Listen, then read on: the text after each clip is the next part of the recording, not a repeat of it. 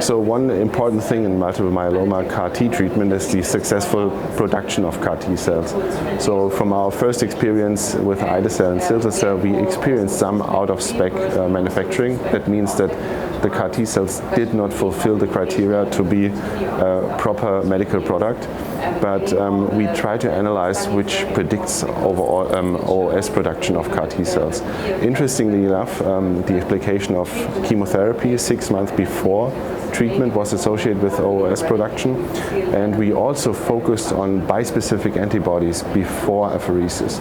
So at the moment, bispecifics are usually used after or long-term before CAR T cells, but we have some patients that we actually use bispecifics as bridging therapy.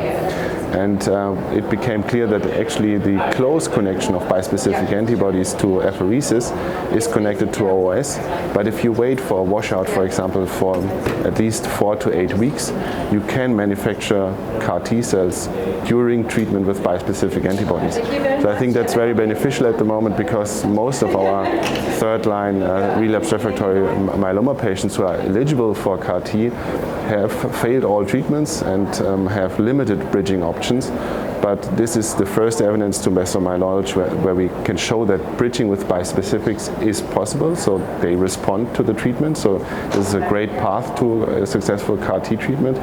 But you have to pay attention to the apheresis. But if you include a gap of at least 4 to 8 weeks before apheresis, then it is possible to manufacture CAR T cells during bispecific treatment.